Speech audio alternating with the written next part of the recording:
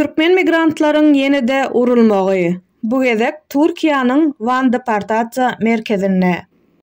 Duşanbe 10 aprelde Türkiýanyň Van şäheriniň departasiýa merkezinde saklanýan türkmen migrantlary ýenjildi. Bu habar bize bir näçe garaşsyz çeşmeden geldi. Bu ýerde saklanýan 130 türkmeniň ýüze golaýy türk jandarmalary tarapyndan ýenjildi. Köpüsi oňluk we agyr yaralandy. Diňe türkmenler nişana alınıp bilgeçleýin ýenjildiler. Netijede kellelerine zeper ýeten, elleri ynjylan, bedenine yara ýyzlary peýda bolanlar boldy. Bu wakanyň sebäbi türkmenleriň öz watanyna zor bilen deportasiýa edilmeklerine garşylyk boldy diýip şaýatlaryň biri gürrüň berdi we kömek sorady.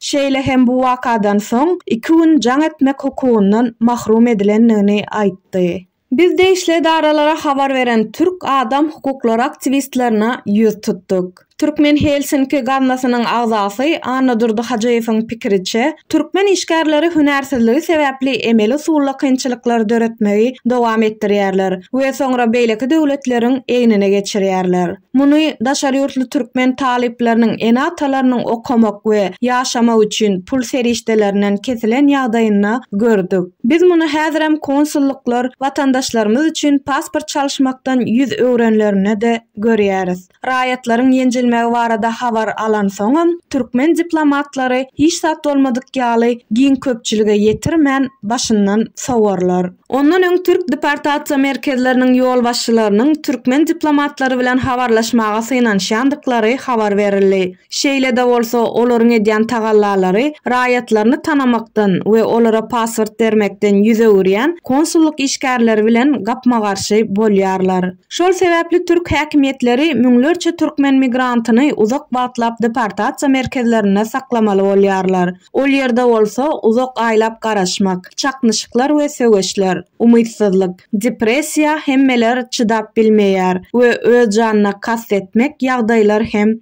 bar. Ne Türkmenistanyň häkimetleri, ne de Türkiýedaky diplomatik wekilhanalaryň wekilleri, ne de resmi metbuat, ne de türkmen ombudsmeni migrantlaryň kynçylyklary barada düşündürüş bermeýär. Özüni Arslan T diýip tanadan bir migrantyň sözlerine görä, Türk häkimetlerinden beýle berk çärelere garaşmaýardyk. Sebäbi bize hemişe türkleriň doganlarymyzdygy aýdylýar. Görnüşine göre olaryň hem savar käsesi dolly edýän. Şuňa meňde şu waka mundan öň hem Ankaranyň Çankırı deport merkezinde hem bolupdy.